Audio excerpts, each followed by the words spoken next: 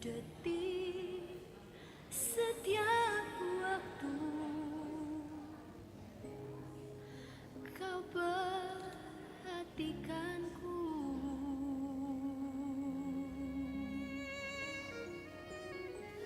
Kau Bapa yang setia, selalu menjagaku. Kau angkatku bila ku jatuh. Kau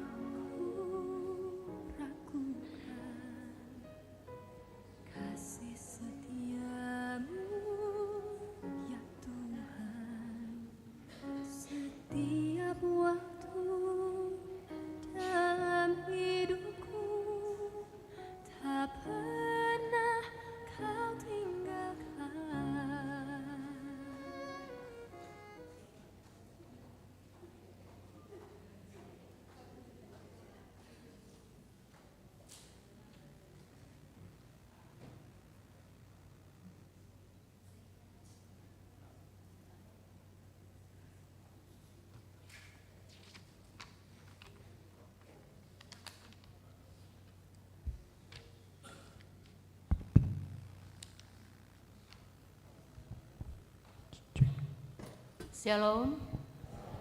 Selamat sore sidang jemaat yang kekasih di dalam Tuhan.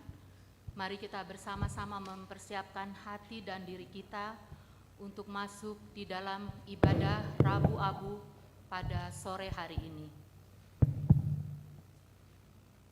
Kasih Tuhan terus dinyatakan bagi semua orang. Hingga saat ini kita berada pada ibadah Rabu Abu. Rabu Abu adalah awal dari masa Prapaskah, masa di mana kita secara khusus menghayati kehidupan yang fana. Waktu untuk merenungkan lebih dalam tentang kerapuhan kita sebagai ciptaan yang berdosa. Rabu Abu juga menjadi kesempatan bagi kita untuk memeriksa diri dan bertobat. Marilah kita datang kepadanya dengan penuh kerendahan hati dalam tuntunan tema Waktu Perkenanan. Sidang jemaat mari bangkit berdiri, kita memuji Tuhan, suaramu kudengar.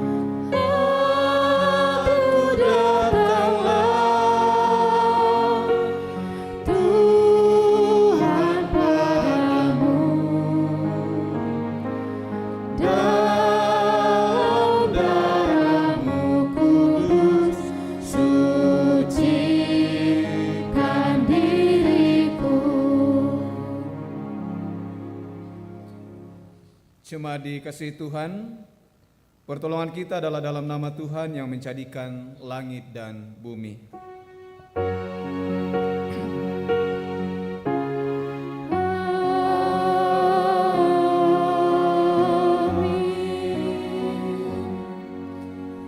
Salam sejahtera dalam kasih Kristus bagi kamu sekalian. Dan bagimu juga. Silakan duduk.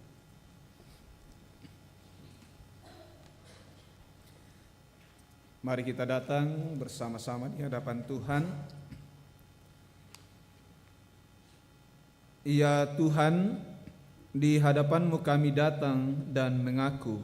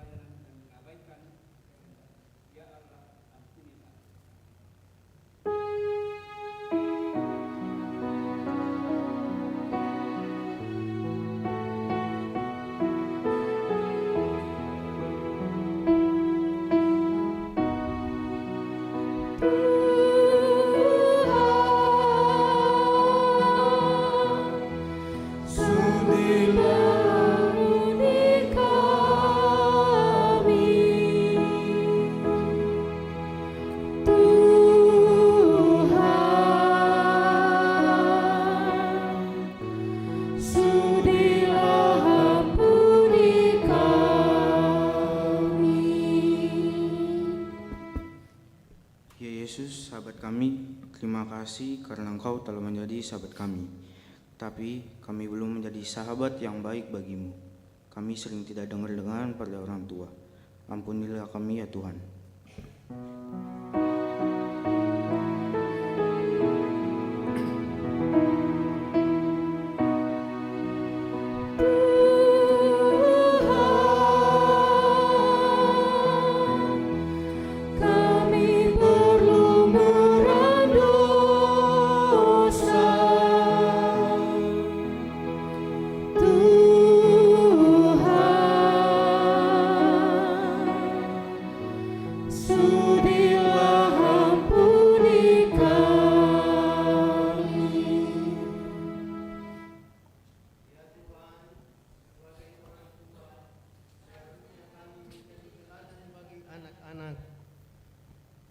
Tapi seringkali kami tidak memberi contoh yang baik. Kami mengharapkan anak-anak untuk taat kepada Tuhan, tetapi kami sendiri sering tidak taat. Ampunilah kami ya Tuhan.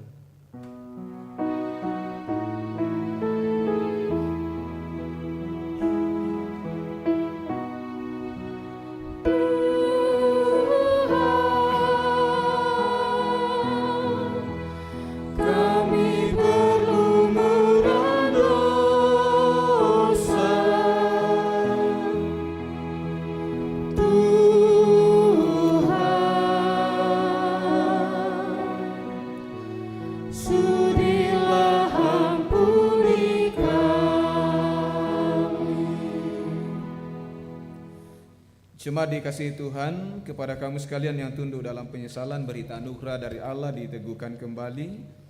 Tetapi sekarang juga demikianlah firman Tuhan, berbaliklah kepadaku dengan segenap hatimu, dengan berpuasa, dengan menangis dan dengan mengadu.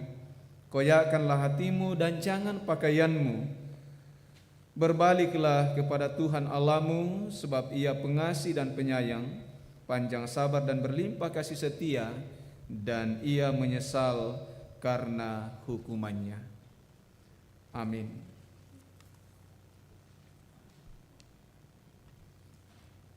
Yesus sayang padaku.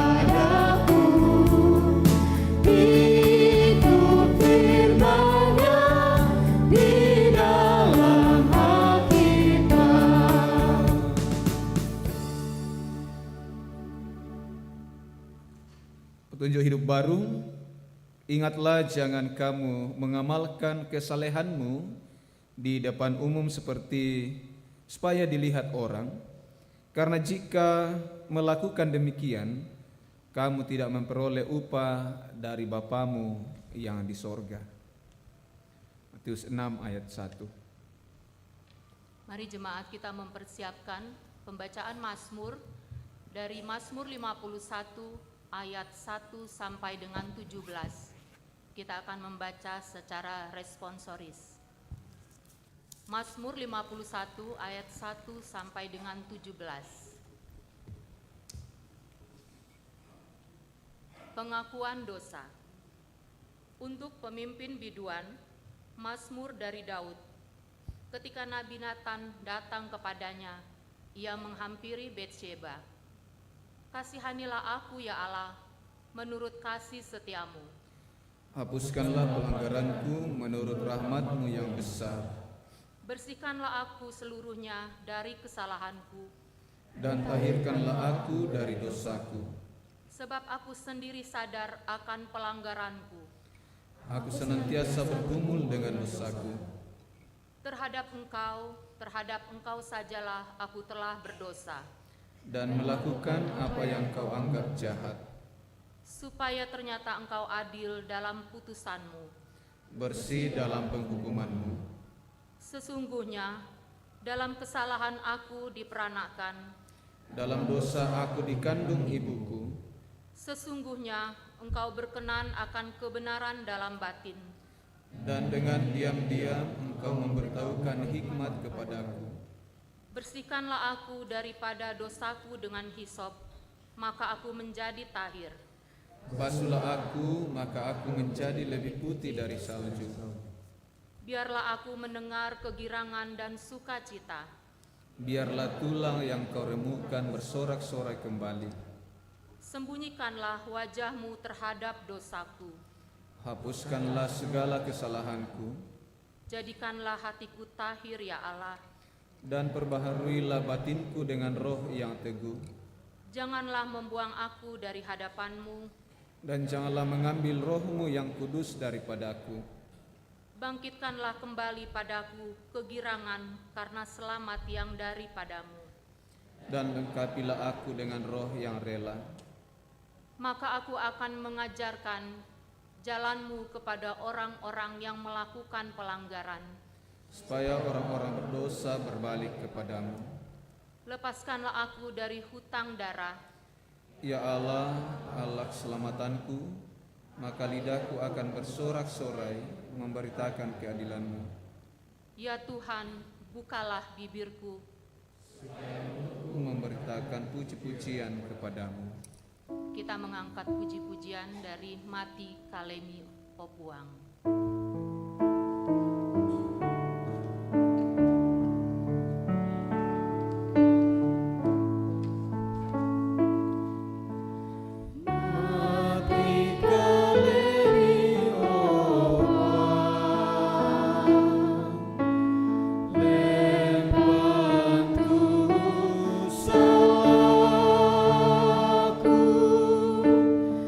Bami sualena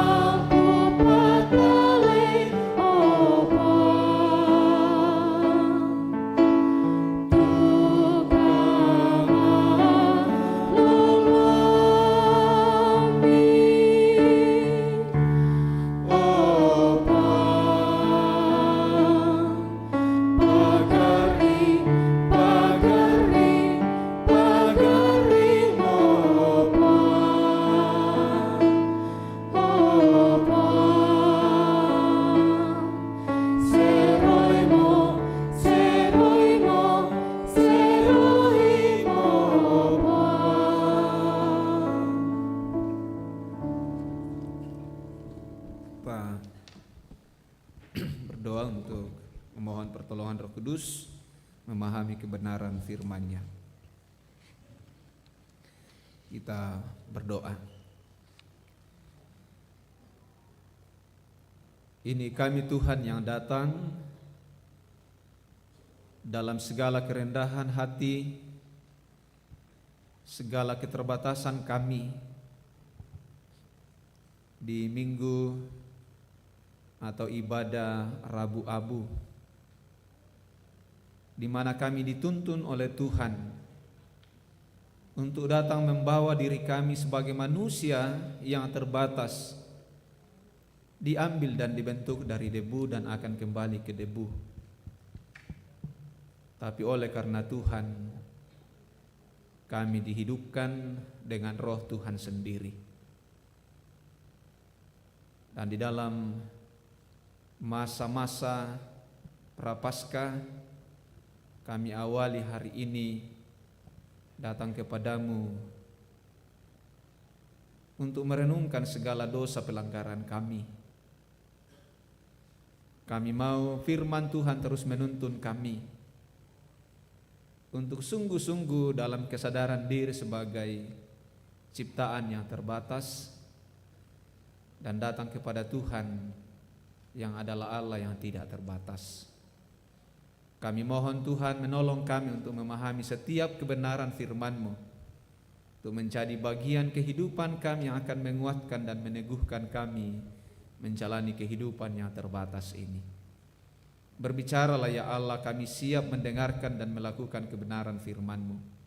Dalam Kristus Yesus, firman yang hidup, kami memohon pertolongan Roh Kudus kepada Bapa di sorga. Amin.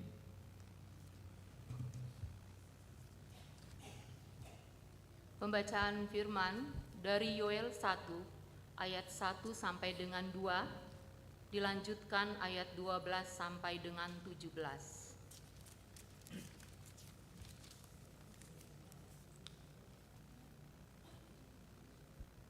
Tiuplah sangkakala di Sion, dan berteriaklah di gunungku yang kudus. Biarlah gemetar seluruh penduduk negeri, sebab hari Tuhan datang, sebab hari itu sudah dekat. Suatu hari gelap gulita dan kelam kabut, suatu hari berawan dan kelam pekat. Seperti fajar di atas gunung-gunung terbentang suatu bangsa yang banyak dan kuat. Yang serupa itu tidak pernah ada sejak purbakala, dan tidak akan ada lagi sesudah itu turun-temurun pada masa yang akan datang. Tetapi sekarang juga demikianlah firman Tuhan. Berbaliklah kepadaku dengan segenap hatimu, dengan berpuasa, dengan menangis, dan dengan mengadu. Koyakkanlah hatimu dan jangan pakaianmu. Berbaliklah kepada Tuhan Allahmu, sebab Ia pengasih dan penyayang, panjang sabar dan berlimpah kasih setia, dan Ia menyesal karena hukumannya. Siapa tahu, mungkin Ia mau berbalik dan menyesal, dan tinggalkannya berkat, menjadi korban sajian dan korban curahan bagi Tuhan Allahmu. Tiuplah sangkakala di Sion, adakanlah puasa yang kudus, maklumkanlah perkumpulan raya. Kumpulkanlah bangsa ini, kuduskanlah jemaah, himpunlah orang-orang yang tua, kumpulkanlah anak-anak, bahkan anak-anak yang menyusu. Baiklah pengantin laki-laki keluar dari kamarnya dan pengantin perempuan dari kamar tidurnya. Baiklah para imam, pelayan-pelayan Tuhan, menangis di antara balai depan dan mezbah, dan berkata, sayangilah ya Tuhan umat-Mu, dan janganlah biarkan milikmu sendiri menjadi celah, sehingga bangsa-bangsa menyindir kepada mereka. Mengapa orang berkata di antara bangsa, di mana Allah mereka? Demikianlah firman Tuhan. Pembacaan selanjutnya terambil dari kitab Perjanjian Baru, surat Paulus yang kedua kepada jemaat di Korintus, pasalnya yang kelima, ayat 20b sampai dengan pasal 6 ayat 10. 2 Korintus 5 ayat 20b sampai dengan pasal 6 ayat yang ke-10.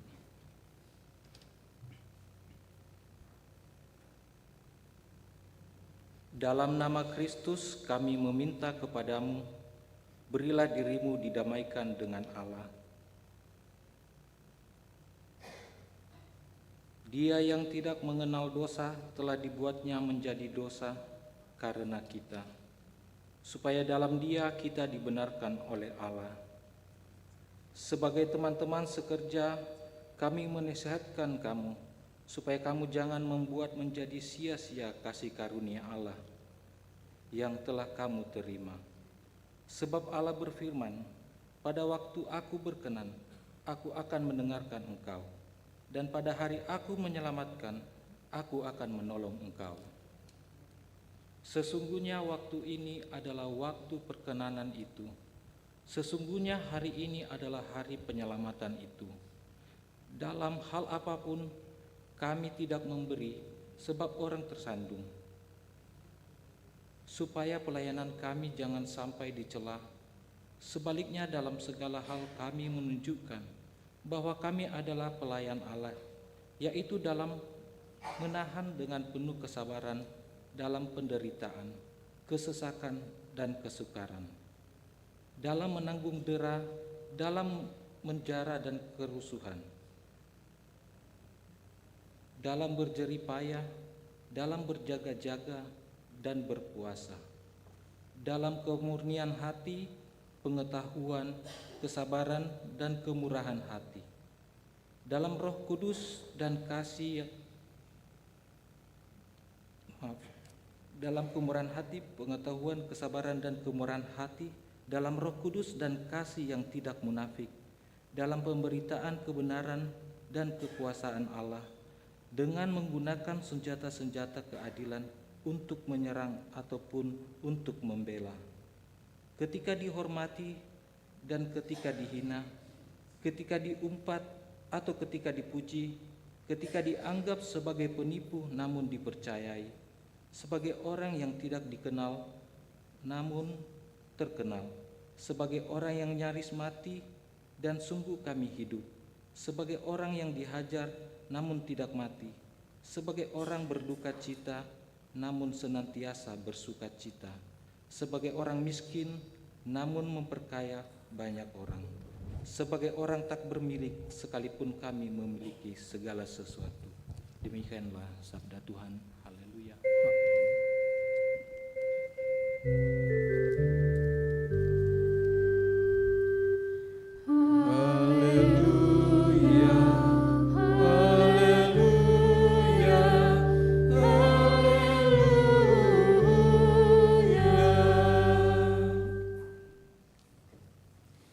Injil Matius pasal 6 ayat 1 sampai 6 dan ayat 16 sampai 21. Injil Matius pasal 6 ayat 1 sampai 6 dan di ayat 16 sampai 21. Hal memberi sedekah. Ingatlah, jangan kamu melakukan kewajiban agamamu di hadapan orang supaya dilihat mereka, karena jika demikian kamu tidak beroleh upah dari Bapamu yang di sorga. Jadi apabila engkau memberi sedekah, janganlah engkau mencanangkan hal itu, seperti yang dilakukan orang munafik di rumah-rumah ibadat dan di lorong-lorong, supaya mereka dipuji orang. Aku berkata kepadamu, sesungguhnya mereka sudah mendapat upahnya. Tetapi jika engkau memberi sedekah, janganlah diketahui tangan kirimu apa yang diperbuat tangan kananmu. Hendaklah sedekahmu itu diberikan dengan tersembunyi, maka Bapamu yang melihat yang tersembunyi akan membalasnya kepadamu. Dan apabila kamu berdoa, janganlah berdoa seperti orang munafik.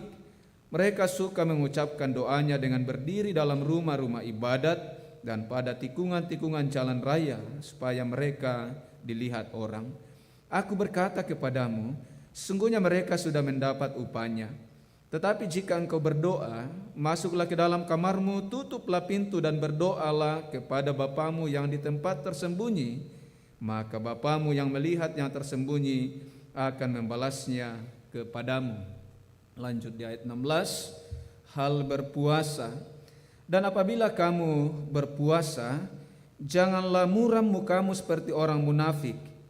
Mereka mengubah air mukanya supaya orang melihat bahwa mereka sedang berpuasa. Aku berkata kepadamu, sesungguhnya mereka sudah mendapatkan upahnya. Tetapi apabila engkau berpuasa, minyakilah kepalamu dan cucilah mukamu, supaya jangan dilihat oleh orang bahwa engkau sedang berpuasa, melainkan hanya oleh Bapamu yang ada di tempat tersembunyi. Maka Bapamu yang melihat yang tersembunyi akan membalasnya kepadamu. Janganlah kamu mengumpulkan harta di bumi ngengak dan karat merusakkannya, dan pencuri membongkar serta mencurinya. Tetapi kumpulkanlah bagimu harta di sorga.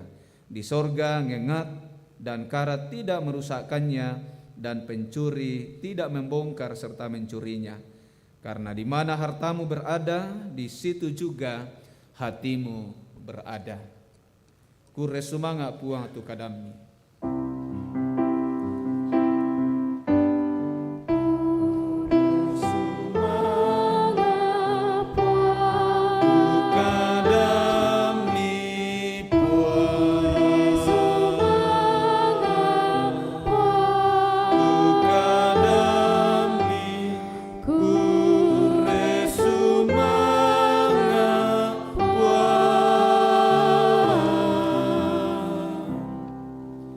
Silakan duduk.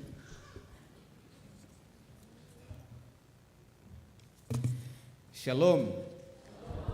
Selamat malam untuk kita sekalian. Kita masuk pada siklus Paskah. Jadi dalam kalender kita Gereja Toraja juga kalender gereja-gereja, kita berada dalam dua siklus besar, yaitu siklus Natal dan kemarin ibadah hari Minggu, berakhir di Minggu pemuliaan Allah di atas gunung. Bahwa perjalanan keimanan kita Bapak Ibu adalah perayaan tentang Kristus sebagai Tuhan dan Juru Selamat. Jadi kita berharap bahwa di akhir kalender gerejawi itu dalam kita merayakan Kristus dimuliakan, Dia hadir untuk menjadi Raja. Toh kalau belum datang kita lanjut lagi. Ya, jadi siklus itu terus berputar di mana kita merayakan perayaan iman kita kepada Kristus yang telah menyelamatkan kita. Dan hari ini kita masuk pada siklus Paskah, dimulai dengan Rabu Abu. Ya, jadi Rabu Abu di mana dimulai 40 hari sebelum Paskah. Nah, kemarin di Tangerang bersama dengan para hamba Tuhan kita bicara tentang pentingnya angka 40 itu. Bahwa 40 hari, 40 malam atau 40 tahun, angka 40 itu sebagai simbol di mana ambang batas perjalanan pemurnian, atau juga bisa dikatakan bahwa itulah masa di mana kita sungguh-sungguh membawa satu kesempatan kepada Tuhan untuk diproses oleh Tuhan.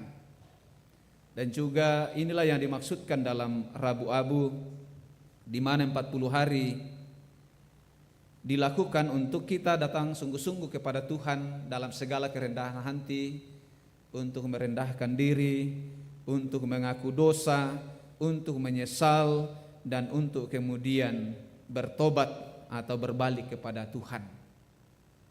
Bacaan di Yoel sebagaimana tradisi perjanjian lama, bahwa pertobatan penyesalan itu dilakukan dengan membuang jubah atau pakaian. Saya kira di Toraja juga sering dulu ya, jadi kalau sakit-sakitan atau kalau ada sesuatu yang tidak dipandang tidak baik, mungkin ada aib atau masalah atau ada dosa, biasa dibilang alai bayun nami pabawai wai salu. Nah, itu salah satu untuk mencoba untuk mungkin ada sesuatu yang salah pada diri kita sehingga pakaian harus dibuang di aliran sungai untuk dibawa air ya supaya lepas. Mungkin masih banyak hal. Di tradisi perjanjian lama juga orang mandi debu. Ya, kita nanti akan menorehkan debu. Atau bahkan orang tidur di debu seperti Ayub. Ada apa ini sehingga pergumulan hebat datang sampai dia 1 minggu itu tidur di bawah debu. Ada juga yang kemudian makan debu. Ya, makan itu debu. Bagian dari penyesalan, bagian dari kakak kale mencoba membawa satu posisi bahwa ada sesuatu yang tidak beres. Kita ini adalah manusia yang rapuh, dan karena itu penyesalan dilakukan dengan simbol-simbol yang terkait dengan debu. Karena itu Bapak Ibu saudara-saudara yang sama dikasihi Tuhan, perayaan Rabu Abu bukanlah sebuah perayaan yang dimaksudkan untuk sekedar mengikuti kalender gerejawi atau tuduhan-tuduhan dari gereja luar bahwa komi sule momen Katolik kita. Ini adalah tradisi gereja mula-mula. Ya, jadi kita tidak mengadopsi tradisi Katolik, tapi kita kembali kepada perenungan iman gereja mula-mula. Ya, jadi tidak sekedar merayakan, tapi sekali lagi bahwa membawa kita pada suatu keadaan bahwa sungguh kehidupan ini terbatas. 40 hari menjelang Paskah, di mana kita akan membawa diri kita pada satu perenungan tentang terbatasnya kita, ketidakberdayaan kita pada Tuhan, berbalik kepada Tuhan supaya kita mendapatkan kehidupan. Bapak Ibu saudara yang sama dikasihi Tuhan, dari 2 Korintus pasal 5 ayat 21b sampai pasal 6 ayat 10 kita akan dituntun tema waktu perkenanan. Dari 2 Korintus pasal 6 ayat yang kedua. Sesungguhnya waktu ini adalah waktu perkenanan itu. Sesungguhnya hari ini adalah hari penyelamatan itu, perkenanan Tuhan. Menarik Bapak Ibu saudara yang sama dikasihi Tuhan bahwa di akhir pasal 5 Paulus mengajak jemaat di Korintus untuk kemudian dipanggil untuk berdamai dengan Allah. Orang Korintus dipanggil untuk berdamai dengan Allah dan jangan menunda waktu karunia Tuhan. Kalau kita dipanggil untuk berdamai, tentu ada sesuatu yang tidak beres pada diri kita. Yo, ya moto nama layak atau ke natambai pandita, jangan-jangan ada sesuatu. Saya biasa masiri, kita kau natandai tahu kungwa ambai bermasalah si tambai natambai pandita. Tapi dari sudut pendampingan pastoral Bapak Ibu, saya selalu menyatakan bahwa mestinya kita bersyukur ketika kita diberikan kesempatan untuk dipanggil Tuhan, berdamai dengan Tuhan. Mestinya kita bersyukur bahwa saya masih dicintai, saya masih dikasihi, saya tidak dibiarkan ketika misalnya kita berada dalam situasi yang jauh dari kehendak Tuhan dan gereja masih memanggil kita. Gereja masih menasehati kita, gereja masih menegur kita. Bersyukurlah, karena justru sekali lagi bahwa gereja dipertanyakan ketika kita berada pada posisi yang tidak benar dan sepertinya gereja cari aman atau tidak mau kemudian menegur. Rasul Paulus kemudian menyerukan kepada orang-orang yang ada di Korintus, jemaat di Korintus, datanglah kepada Tuhan, berdamailah dengan Tuhan. Bukan Tuhan yang bermasalah dengan kita, Tapi kitalah yang bermasalah dengan Tuhan. Dan kemudian kita tahu bahwa kita salah ketika kita datang kepada Tuhan. Kalau kita tidak datang kepada Tuhan, kita terus akan membenarkan diri. Kita akan terus menganggap diri kita bahwa saya sudah benar. Karena itu Paulus melanjutkan bahwa sebagai teman-teman sekerja, kami menasihatkan kamu. Sebagai pelayan-pelayan Tuhan, kami menasihatkan kamu supaya kamu jangan membuat sia-sia kasih karunia Allah yang telah kamu terima. Ada satu pernyataan kemarin, sebenarnya kami mau diskusi panjang, tapi karena persiapan kami kemarin di Tangerang, makanya jam 3 sore ya sudah terlanjur lapar, akhirnya kelupaan soal kasih karunia. Bahwa benar bahwa Kristus telah menyelamatkan kita oleh kasih karunia-Nya, dan sikap kita, respon kita, tindakan kita tidak akan membatalkan kasih karunia itu. Tapi menarik, Rasul Paulus mengingatkan kita bahwa jangan kemudian menganggap rendah kasih karunia itu. Kumamang kami kina pasalama puang Yesu, apa-apa bang mau dipogau. Saya kira tidak seperti itu. Bahwa keselamatan telah dikerjakan Kristus benar bagi dunia, tidak hanya untuk kita tapi bagi dunia. Tapi untuk menikmati kasih karunia itu, Paulus memanggil kita, mari.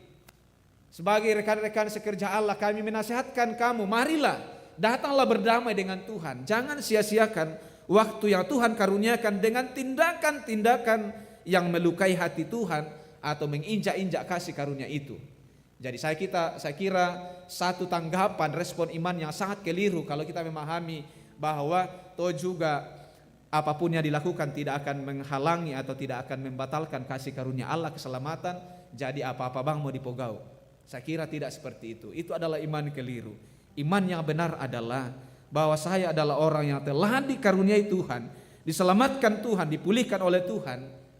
Karena itu saya harus meresponnya dengan sukacita. Saya harus meresponnya dengan bersyukur. Saya harus meresponnya dengan menggunakan waktu dengan baik, tidak menyia-nyiakan kesempatan yang Tuhan berikan bagi kita.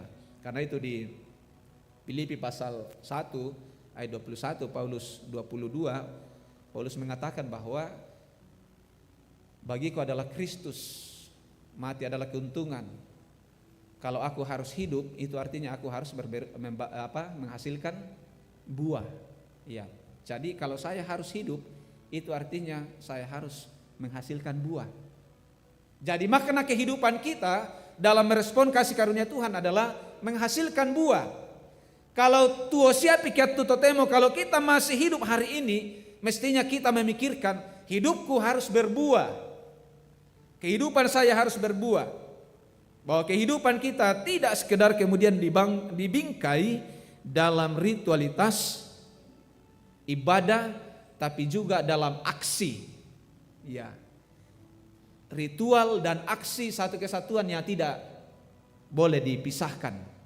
Ritual seperti yang kita lakukan hari ini, memperingati, berdoa bersama-sama, mempersaksikan sebagai satu persekutuan, tapi kemudian aksinya dinyatakan dalam seluruh kehidupan kita, dimanapun dan kapanpun. Karena itu tidak ada ruang yang membatasi kita untuk melakukan aksi nyata sebagai bagian dari iman kita kepada Tuhan. Itulah sebabnya di Roma pasal 12 itu, persembahan yang hidup itu adalah persembahkan tubuhmu sebagai persembahan yang hidup.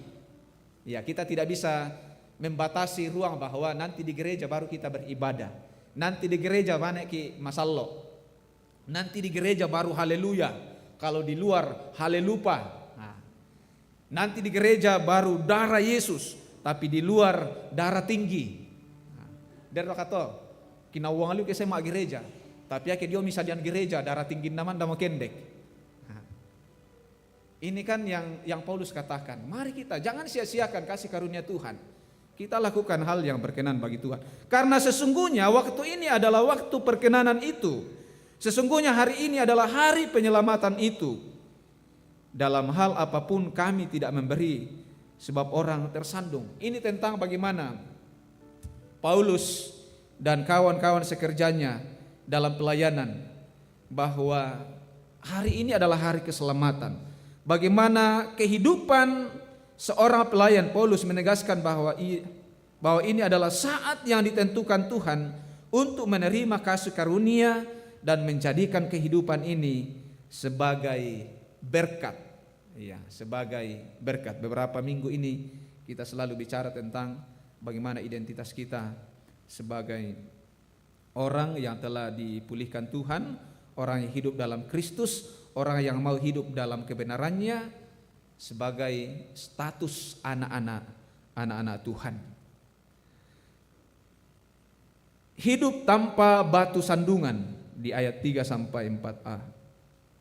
Pelayan Tuhan harus hidup tanpa celah agar kesaksian Injil tidak ternoda. Pertanyaan penting bagi kita adalah, adakah pelayan yang tidak tercelah? Adakah pelayan yang tidak noda? Adakah pelayan yang tidak bermasalah? Kita semua adalah pelayan-pelayan yang bermasalah. Tapi yang Paulus maksudkan adalah bagaimana kehidupan itu dari hari ke hari sebagai orang yang hidup dalam kebenaran Tuhan terus membaharui dirinya. Dikua kita aku salah, untaman daya totu selalu jatuh pada lubang yang sama. Si pisan duka tu apa dini salah, angge moto, andi na ditole-tole. Iyo, ya kesek ke kambang ki lah di komi andi ta sek ke kambang, si pisan bang sangallo. Ya. Ya ke bisa itu aku masih pisan sang minggu. Nah, itu namanya perubahan. Itu baru perubahan. Inilah yang disebut bahwa seorang pelayan jangan hidupnya bercelah atau dia harus menjadi teladan. Oh pisan, ya kesaksian Ibu Pendeta Asni dalam ibadah kami tadi bahwa ada dalam konsultasi pengerja gereja itu sebelum jadi pengerja gereja dia kemudian menjadi orang yang koro-koroan atau seekekan. Tapi puji Tuhan dia benar-benar memahami panggilannya sebagai pengerja gereja dan kemudian mengubah dia menjadi orang yang kemudian dengan sabar, lebih sabar dari hari ke hari. Ya mau tahu di sana pelayan yang kemudian menjadi teladan. Benar, terkadang kita dalam situasi tertentu kita harus marah, tapi marah karena kebenaran. Misalnya Tuhan Yesus kan, sekek duka ipong Yesus kenangatun ala sekek. Nah, iya. Kalau waktunya untuk marah karena kebenaran diobok-obok, karena ketidakadilan, tak duka rena salah. Bagian juga dari iman tu di sana marah dalam kebenaran. Paya ke marah pun nalaki sengke pun nalaki mana sisi di ketua apa nade mau meledak kena. Iya. Ini yang dimaksud oleh Rasul Paulus ya, bahwa bagaimana kehidupan itu dari hari ke hari terus dibaharui. Jangan kemudian menjadi batu sandungan. Sekali lagi, jangan kemudian menjadi batu sandungan. Orang melihat kita sebagai orang yang tidak benar, tapi karena kita berkomitmen dari hari ke hari dibaharui kebenaran firman Tuhan, kita sebagai pelayan yang terus kemudian menampakkan kebaikan-kebaikan karena iman kita kepada Kristus, orang akan mengatakan, wah luar biasa. Dulu ya tu papa anak usai kekan liu, ya tu mama anak saya kekan liu. Ya tu papa anak tang ada diliu, ya tu nano tapi to temo puji Tuhan Pak Pendeta. Malaysia mau mak gereja. Oh ya tu di sana menjadi teladan. Puji Tuhan, nabi saya berubah. Puji Tuhan. Pak Erik kuah puji Tuhan. Pisan rajin liu mak gereja na to temo tak mau itir lako. Perubahan salah toh. Oh ya punya asli nana batu sandungan toh. Tapi kalau kita dari sebagai orang yang rusak, yang kotor, tapi dari hari ke hari menunjukkan satu sikap iman yang terus dibaharui, itu adalah teladan. Dan ini Paulus. Dan Paulus kan katakan, di antara para rasul itu, sayalah yang paling kurang ajar. Sayalah paling hina. Saya pembunuh, diakui. Saya penyiksa jemaat, mula-mula, dia akui. Tapi justru kemudian dalam kesadaran perjumpaan dengan Tuhan, dia sungguh-sungguh berubah total dan dia kemudian menjadi pelayan yang luar biasa. Dia tidak takut lagi dengan dia didera, dia disiksa, dia keluar masuk penjara, tidak jadi soal. Karena itu tadi di Filipi 1 ayat 21 itu, hidupku adalah Kristus dan mati adalah keuntungan. Justru dengan mati karena Kristus, baginya itu adalah keuntungan. Mudah-mudahan kita juga memahami bahwa penderitaan-penderitaan yang kita alami sebagai pengikut Yesus itu adalah keuntungan, bukan kemudian memundurkan iman kita. Tentang waktu perkenanan Tuhan, ayat 4b sampai 5. Paulus menghadapi penderitaan, kesulitan dan penganiayaan dalam menjalani panggilan Tuhan. Dia mau menegaskan bahwa mengikut Tuhan bukan berarti tanpa tantangan, tetapi dalam setiap kesulitan ada penyertaannya. Ini menarik disampaikan oleh Rasul Paulus. Dia menanggung dera dalam penjara, dalam kerusuhan, dalam berjerih payah. Ya, kita tahu bahwa Paulus dalam mengangkat pelayanan, menghidupi kehidupan pelayanannya, kadang membuat tenda untuk jadi tukang tenda, menjual tenda untuk menghidupi pelayanan. Saya ingat waktu di Lusalu saya harus kasih makan babi supaya bisa hidup untuk melayani. Oh, totemo tak siya mo tu pandita ma pakande baybang karena dijami mo pindan. Marosso mirato makamaya ke Sumarro Bangapi. Tapi sekali lagi bahwa ada memang tantangan, tidak mudah.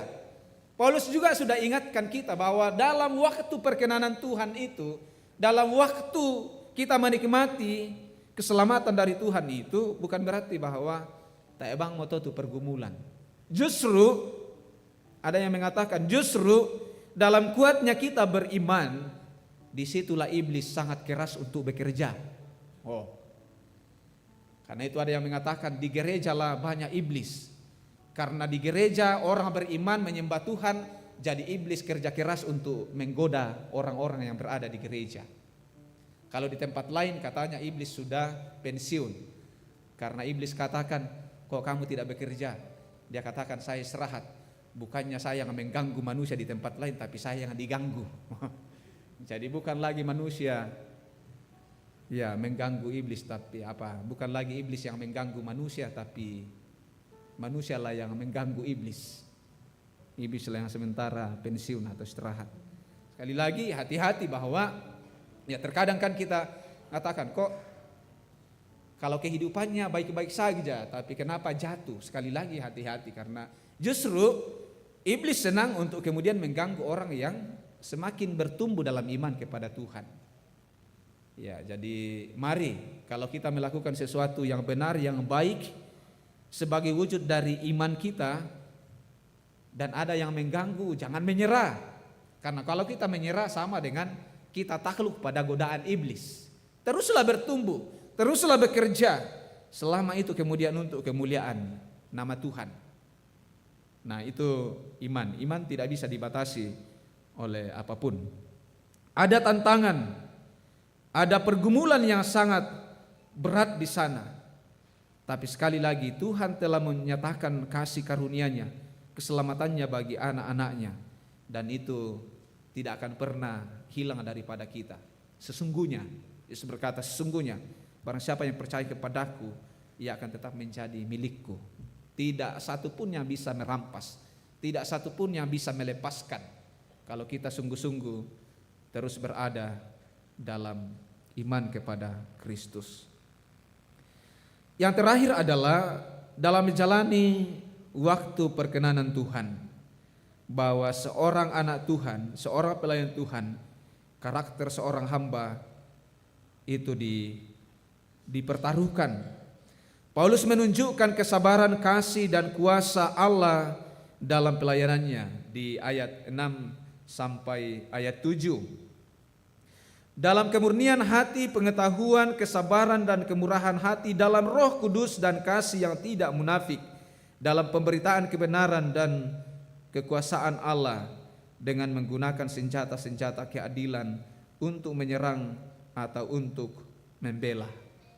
Jadi seorang anak Tuhan tahan dalam segala pergumulan kehidupan, dia harus punya karakter yang kuat. Karakter seorang hamba dalam perkenanan Tuhan sangat penting, yakni Kesabaran. Oh ya toh tuh penting. Tidak apa-apa Oma. Iya. Tenang saja. Ya kira kau terganggu toh. Godaan iblis duka toh. Iya. Ya. Sabar. Ya, sabar dengan HP-nya Oma yang bunyi-bunyi ya. Tonton kesabaran. Ya, jangankan dering HP. Tadi itu didera saja dalam kerusuhan, dalam penjara, Paulus katakan, ya kita harus memiliki karakter sabar sebagai anak Tuhan. Tidak perlu terlalu berlebihan untuk menanggapi sesuatu. Sabar kemudian menjadi kunci untuk kemudian kita memahami situasi-situasi yang sulit. Lalu kemudian tentang kasih. Alkitab berbicara bahwa dalam tekanan apapun, kalau kita dengan tulus hidup dalam kasih, maka kita seperti seorang yang menaruh bara api di atas kepala orang yang jahat. Oh, luar biasa toh. Hanya orang yang sabar kemudian mampu berbuat kasih di tengah-tengah deraan kehidupan. Hanya orang yang sabar yang memiliki kasih kemudian sanggup untuk mengasihi orang yang mungkin melukainya. Hanya orang yang sabar yang memiliki kasih, keteguhan dan penyertaan kuasa Roh Kudus, kuasa Allah yang kemudian sanggup kemudian memberikan pengampunan bagi yang menyakitinya. Itu karakter yang harus dimiliki. Jadi sekali lagi kalau kita tidak sabar, kalau kita tidak punya kasih, ya dipertanyakan juga atau karakter kita sebagai anak-anak Tuhan. Saudara-saudara yang sama dikasihi Tuhan, paradoks hidup dalam kasih karunia terakhir di ayat 8 sampai ayat 10. Ketika dihormati dan ketika dihina, ketika diumpat atau ketika dipuji, ketika dianggap sebagai penipu namun dipercayai, sebagai orang yang tidak dikenal namun terkenal, sebagai orang yang nyaris mati namun sungguh kami hidup, dan selanjutnya. Inilah paradoks seorang anak Tuhan, bahwa justru kita dihajar kita jadi kuat. Bahkan hampir mati Paulus katakan sesungguhnya aku memiliki kehidupan. Seorang anak Tuhan terkadang sepertinya tidak memiliki apa-apa, tapi terkadang kemudian banyak orang yang kemudian datang kepada kita minta tolong. Itulah paradoks orang yang hidup dalam Tuhan. Ya, Alkitab tadi sudah mengajar kita tangan kanan memberi, jangan tahu tangan kiri. Minggu pertama perginya Om Sadirun, saya buka pintu gerbang dibawa, tiba-tiba ada orang masuk. Pak Rijal, iya Pak, ada apa? Woi 2 tahun yang lalu saya datang ngobrol dengan Bapak di sini. Saya bilang, saya baru 9 bulan di sini Pak. Oh ya saya lupa, yang pendeta yang sebelumnya. Kok oh ya Pak Amos kok. Lalu cerita apa segala macam. Istri saya di rumah sakit, saya bilang rumah sakit apa? Dia sebutkan tapi saya belum hafal rumah sakit di Jakarta. Saya katakan adakah nomornya ibu? Saya tidak punya apa-apa tapi saya bisa, mungkin saya bisa melakukan sesuatu bersama dengan rekan-rekan pelayan di gereja. Mungkin kami bisa berkunjung dan doakan. Lalu dia katakan, oh tidak apa-apa Pak Pendeta, tapi hari ini saya butuh bantuan sedikit. Lalu kemudian saya berpikir uang saya tinggal 200, kok bagi 2 saja. Bagi 2 saja. Saya berpikirnya jangan-jangan itu Tuhan Yesus datang pagi-pagi. Tapi itulah, bayangkan ya bahwa ya itulah seorang hamba Tuhan. Kita anak-anak Tuhan, orang gereja, kita selalu dipandang bahwa orang Kristen itu banyak duitnya, orang-orang kaya semuanya. Bersyukurlah untuk itu. Ya kadang juga kita sudah harus hidup pas-pasan ini, tapi ada orang datang minta tolong, bantulah selama masih bisa dibagi 2 atau ya percaya mungkin ya nanti entahlah bagaimana Tuhan bekerja. Nah ini yang Paulus katakan, kadang kami sudah nyaris mati, tapi kami juga memperkaya banyak orang. Ya, karena itu di Yohanes ya dan Petrus ya ketika di gerbang bait suci, lalu datang orang minta-minta, lalu dia katakan, pada kami tidak ada emas dan perak, tapi kami bisa melakukan kemuliaan Allah bagimu. Nah itu, jadi jangan langsung menutup pintu untuk orang yang meminta bantuan. Kalau tidak ada materi, mungkin ada hal lain yang bisa kita berikan. Nah ini yang Paulus katakan, paradoks sebagai seorang anak Tuhan. Kadang kita direndahkan, tapi suatu saat kemudian ada kehormatan yang luar biasa. Kita dihina, tapi ada juga yang kemudian menghargai kita. Tidak perlu ragu bahwa satu orang kemudian tidak setuju dengan kita, mungkin ada 10 orang yang setuju. Ada 2 orang yang tidak mendukung kita, mungkin ada kemudian 10 orang yang mendukung. Kenapa harus pusing dengan pelayanan? Sebenarnya jalani saja. Dan mungkin yang aneh kalau semua orang setuju ya. Karena hidup tidak berimbang kalau semuanya setuju-setuju. Tapi juga kacau kalau semuanya tidak setuju, tidak ada sesuatu yang jalan. Tapi itulah perjalanan kehidupan seorang yang hidup dalam waktu perkenanan Tuhan. Jalani saja, serahkan, percayakan kepada tuntunan Roh Kudus, kuasa Allah. Inilah yang kemudian disampaikan oleh Rasul Paulus. Jangan sia-siakan waktu karunia Tuhan. Berdamailah dengan Tuhan. Datanglah kepada Tuhan. Lakukanlah yang berkenan bagi Tuhan. Ada risiko, ya benar. Ada tantangan, ya benar. Tapi kalau kita dalam penyertaan Tuhan, sekali lagi kehidupan kita akan jadi paradoks. Ada orang yang membencinya, tapi juga ada orang yang terberkati. Ada orang yang menghalanginya, tapi juga ada orang yang kemudian mendukungnya. Hal yang paling penting adalah kerjakanlah. Teruslah kerjakan keselamatan. Dan di Rabu Abu, perayaan Rabu Abu saat ini Bapak Ibu, sekali lagi mari kita melangkah terus dalam kesadaran diri. Saya lemah, ada banyak kekurangan saya, ada banyak dosa saya, ada banyak sikap saya yang tidak berkenan.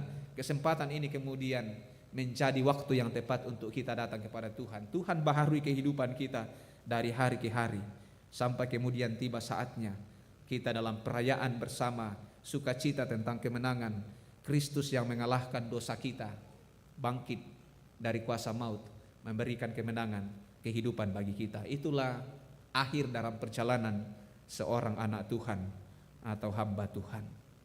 Terpujilah namanya. Amin.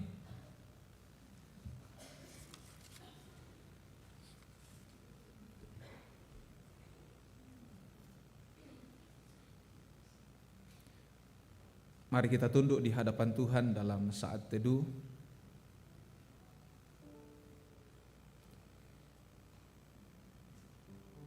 Saudara yang dikasihi Tuhan, kasih dan pengampunannya selalu terbuka bagi kita yang datang mengaku dosa dan bertobat di hadapannya. Tuhan merindukan agar kita kembali kepadanya. Saat ini debu tanah akan ditorehkan pada dahi atau punggung tangan kita. Kiranya mengingatkan kita bahwa hidup manusia itu fana. Sebagaimana debu tanah akan kembali menjadi debu, tetapi sesungguhnya hakikat hidup kita hanya bersumber pada belas kasih dan anugerah Tuhan. Amin. Kita akan melaksanakan penorehan debu. Saya dan Ibu Pendeta akan berdiri di depan. Kita bagi 2 nanti supaya semuanya bisa berjalan dengan baik. 2 rei di sini akan dilakukan, dilayani oleh Ibu Pendeta, dan 2 rei di sebelah kanan saya akan saya layani di depan.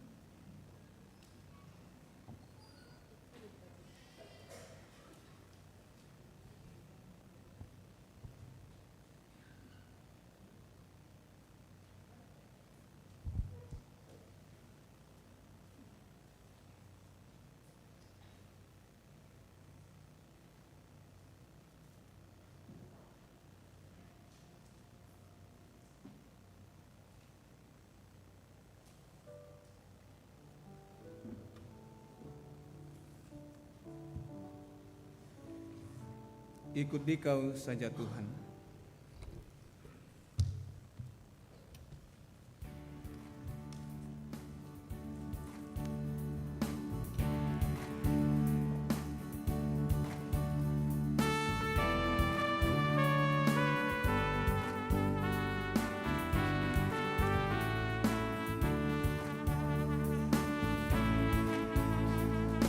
Ikuti Kau saja Tuhan, jalan damai bagiku.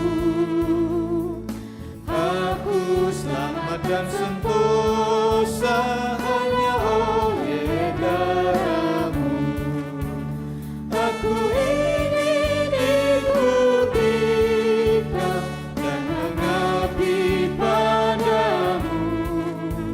Dalam Dikau juru selamat, ku bahagia penuh.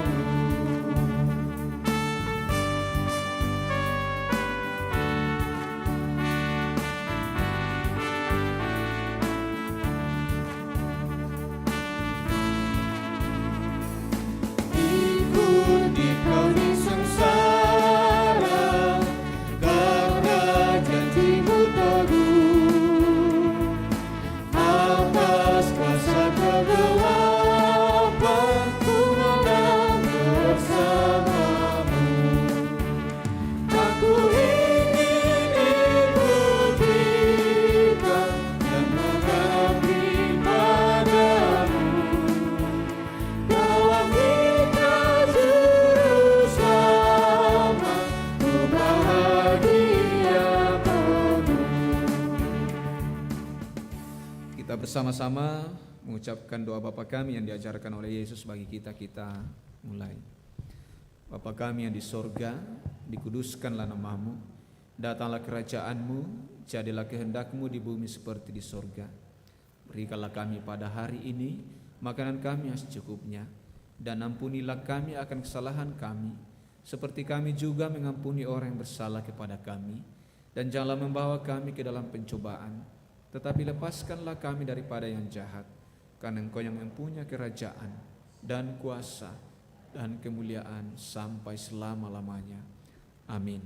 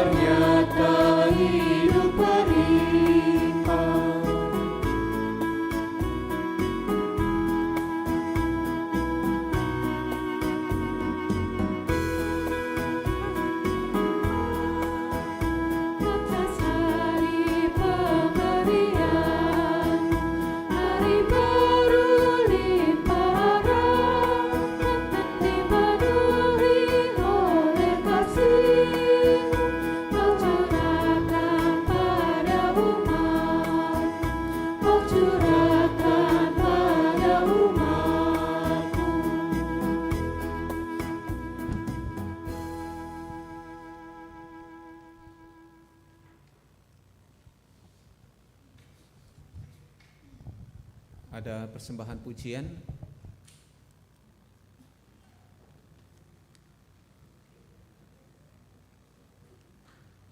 Iya. Kalau tidak ada, kita akan masuk dalam doa syafaat dan doa syukur, doa persembahan. Mari kita berdoa.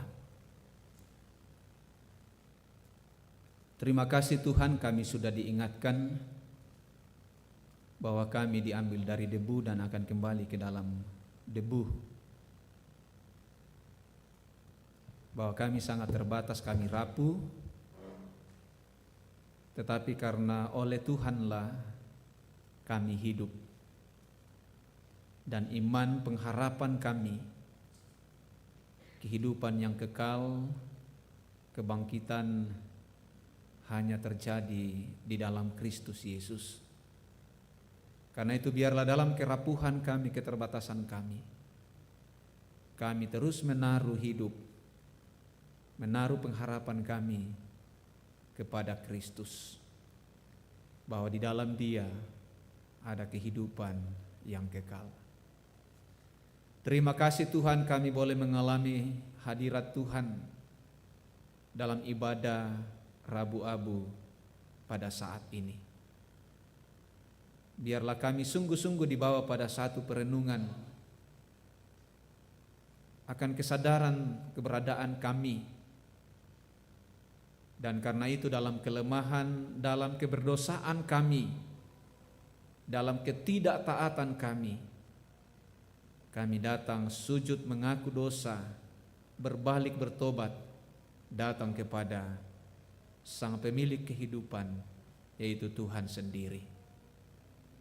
Biarlah di masa-masa Prapaskah yang kami mulai hari ini, kami sungguh-sungguh dituntun menjadi pribadi dari hari ke hari semakin segambar dan serupa dengan Kristus.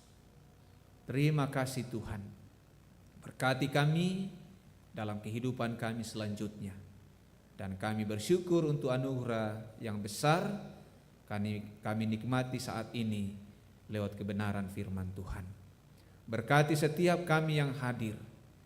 Biarlah kami terus saling mengingatkan, saling menopang satu dengan yang lain di tengah-tengah kehidupan yang Tuhan masih percayakan bagi setiap kami.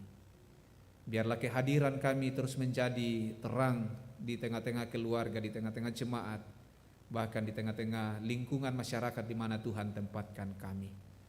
Bersama dengan seluruh jemaat-Mu dalam ibadah saat ini, sebagai keluarga kami terus menopang saudara-saudara kami yang mengalami musibah bencana banjir di Bekasi.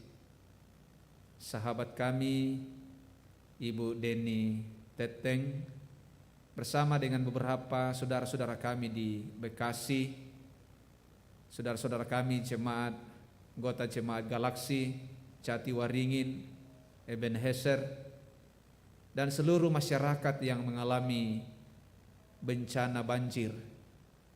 Mereka kehilangan banyak hal.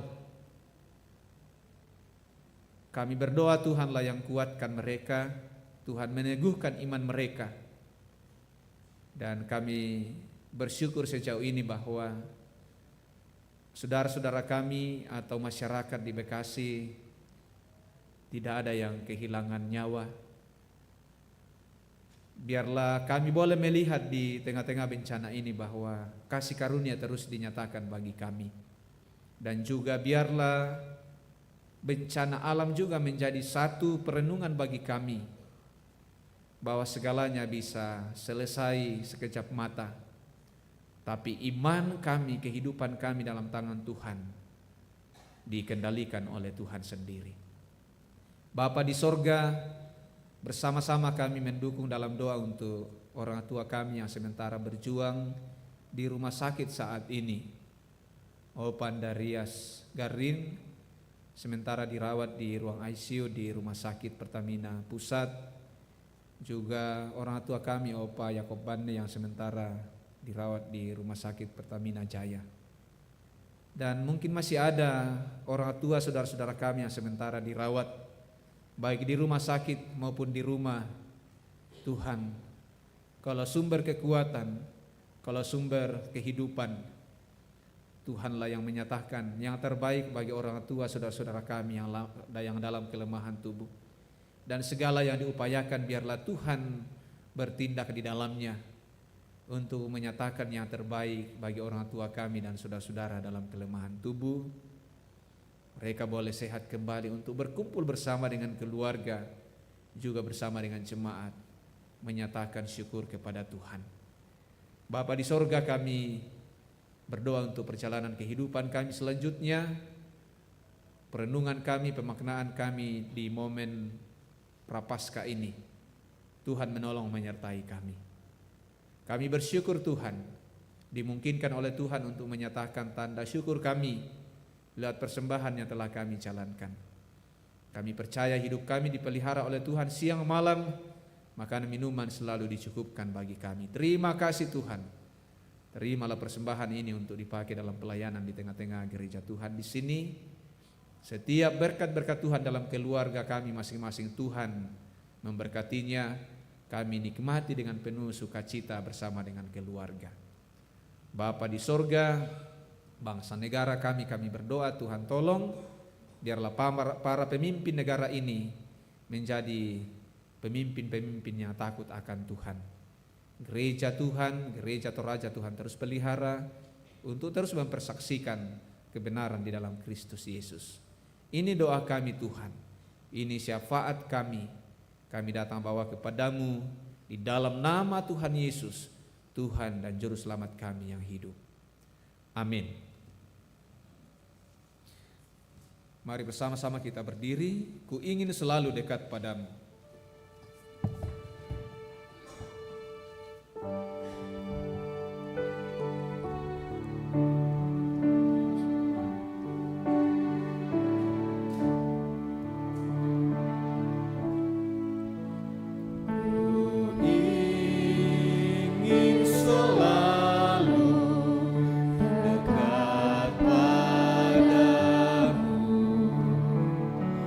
Mengingat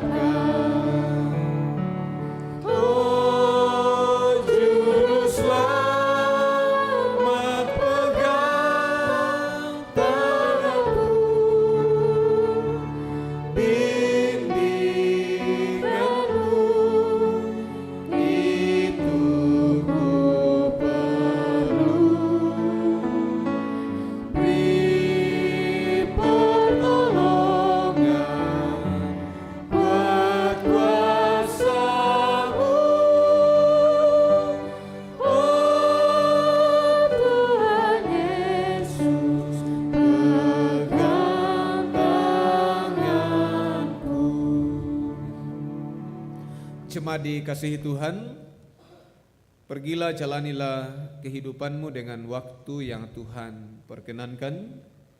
Dia senantiasa menolongmu, arahkanlah hidupmu kepadanya dan terimalah berkat-Nya. Tuhan memberkati engkau dan melindungi engkau. Tuhan menyinari engkau dengan wajah-Nya dan memberi engkau kasih karunia. Tuhan menghadapkan wajah-Nya kepadamu dan memberi engkau damai sejahtera. Amin.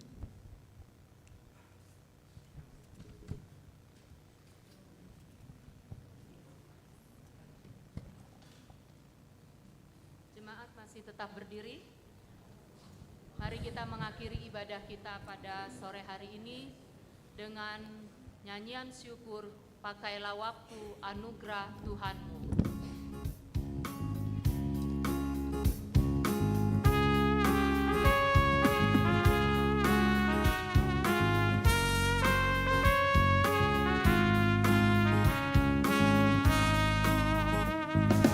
Pakailah waktu anugerah Tuhanmu, hidupmu singkat bagaikan kembang. Mana benda yang kekal di hidupmu, hanyalah kasih tak akan lekang. Tiada yang bakal di dalam dunia, segala yang indah pun akan lenyap. Namun kasih-Mu demi Tuhan Yesus sungguh bernilai dan tidak kekal.